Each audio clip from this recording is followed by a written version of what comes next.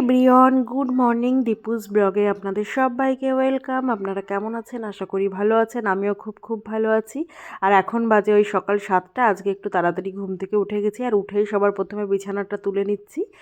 আর আমার মেয়ের আজকে স্কুলে চিলড্রেন ডে সেলিব্রেশন করা হবে, তো আমার মেয়ে ওখানে ডান্সে পার্টিসিপেট করেছে, তো ওর জন্য আমি একটু তাড়াতাড়ি উঠেছি, যেহেতু ওকে রেডি করে স্কুলে পাঠাবো। আবার আমারও ইনভিটেশন আছে স্কুলে, তো আমিও যাব সেখানে।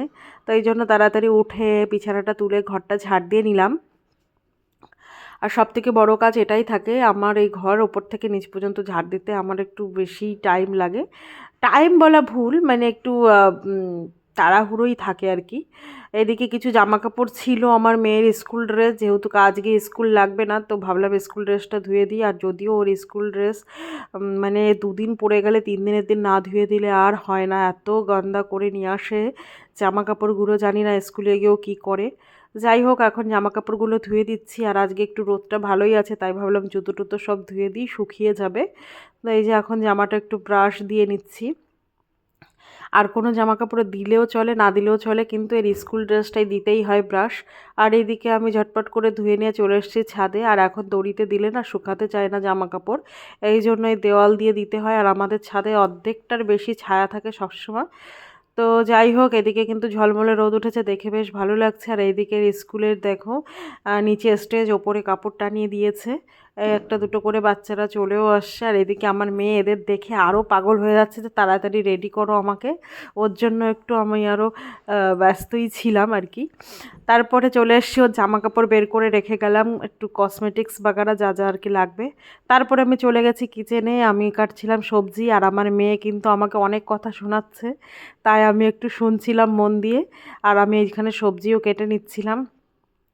আমি রান্না করি, তারপরে খেয়ে দিয়ে যা বলছি আমার মেয়েকে, হবে না, বলছে না স্কুলে অনেক দোকান লাগবে, আমি ওখান থেকে খেয়ে নেবো। বলো তো, সেই 3টের সময় ছুটি হবে, ওকে আমি না খাইয়ে কি করে পাঠাই 11টার থেকে 3টে পর্যন্ত? এখন বাজে সবে ওই 8:30 মতন। আমার মেয়ে পাগল করে দিচ্ছে এখন থেকে। যাই হোক, এই যে আমি কচু কেটে নিচ্ছি, যেহেতু আমাদের এখানে কিন্তু কচু পাওয়া যায় না, এই কচুটা এসছে কলকাতা থেকে। আমার যা ভাসুর গেছিলো কালী পুজোয়, তো ওনরাই নিয়ে এসছে গতকাল, এসে আমার ভাসুর রাতে দিয়ে গেছে এই কচুটা। আরও আর কি অনেক কিছু এনেছিল, মুড়ি, চানাচুর, চানাচুর তো না, নিমকি, মুড়ি, নিমকি, তারপরে মেটে আলু, কচু, আরও অনেক কিছু এনেছিল, মিষ্টি ফিষ্টি, সেইগুলো দিয়ে গেছে কালকে। এখানে পাওয়া যায় না এসব, তাই মেটে আলুটা যদিও পাওয়া যায়, কিন্তু কচুটা তো আমি এখনও 10-12 বছরে দেখিই নি। যাই হোক, এদিকে আমি মাংসর আলুটাও কেটে নিয়েছি। আজকে রান্না করব হচ্ছে মাছের মাথা দিয়ে মেটে আলু আর মাংস। কচুটা রেখে দেবো, কচুটা কালকে খাবো, একবারে এত সবজি খেতে পারবো না। এদিকে ভাতটা আমি বসিয়ে দিয়েছি। আর এই যে এক সাইডে কিন্তু আলু ভেজে নিচ্ছি, আর কড়াইয়ের এক সাইডে আলু আর এক সাইডে মাছের মাথা, একবারে দুটো কাজই হয়ে যাবে, একটু তাড়াহুড়োর মধ্যেই ছিলাম। আর এদিকে কড়াইতে কিন্তু আমি মাংস চাপিয়ে দিয়েছি। মাংসটা হতে হতে আমি আমার মেয়েকে রেডি করে নেব। এইদিকে আমি পেঁয়াজ ছাড়ালে, আমার পেঁয়াজ কাটা তো দূরে থাক, পেঁয়াজ ছাড়ালেও চোখ দিয়ে জল বেরোয়।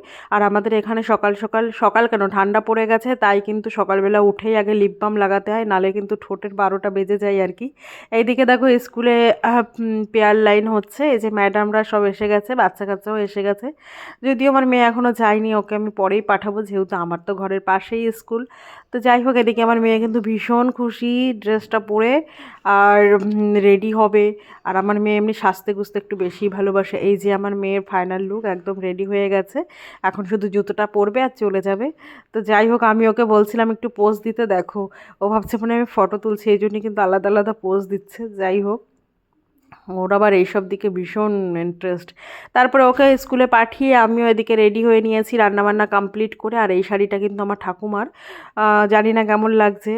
শাড়িটা তো ভালো লাগছে, কিন্তু আমাকে একটু মোটা মোটা লাগছে শাড়িটা পরে, যেহেতু তাঁতের শাড়ি। আর আমিও কিন্তু একদম রেডি, ব্যাস বেরোনোর অপেক্ষায়। তো সামনের বাড়ি আন্টি যাবে, ওনাকেই ডাকছিলাম, উনি রেডি হচ্ছিল। তো তারপরে আমি এই শাড়িটা পরে আয়নার সামনে দেখছিলাম বারে বারে কেমন লাগছে কেমন লাগছে। শাড়িটা তো সুন্দর ছিল, কিন্তু আমাকে একটু কেমন যেন লাগছিল। তারপরে আমি শাড়িটা চেঞ্জ করে আবার এই শাড়িটা পরে আমার বরকে ফোন করেছিলাম। আমার বর বলছে তাঁতের শাড়ি পরে যেতে হবে না, এখানের লোকরা বুঝবে না, আরও ব্যঙ্গ করবে। তো যাই হোক, আমি তাঁতের শাড়িটা খুলে নিয়ে তারপরে আবার এই শাড়িটা পরলাম। এখানকার শাড়ি আর কি, আমি যেখানে থাকি সেখানকার শাড়ি। এখানে সিল্ক বেশি চলে, এটা সিল্ক না, এটা কেমন যেন একটা শাড়ি, সফট, আবার হচ্ছে আমি নাম বলতে পারবো না সেই। যাই হোক, এদিকে কিন্তু বাচ্চাদের দেখো প্রোগ্রাম স্টার্টও হয়ে গেছে। তো যেতে যেতে একটু দেখে নিলাম, তো কোথায় গেলাম, কি করলাম না করলাম সেটা অবশ্যই দেখাবো নেক্সট ভিডিওয়। তো আজকের মতো এই পর্যন্ত।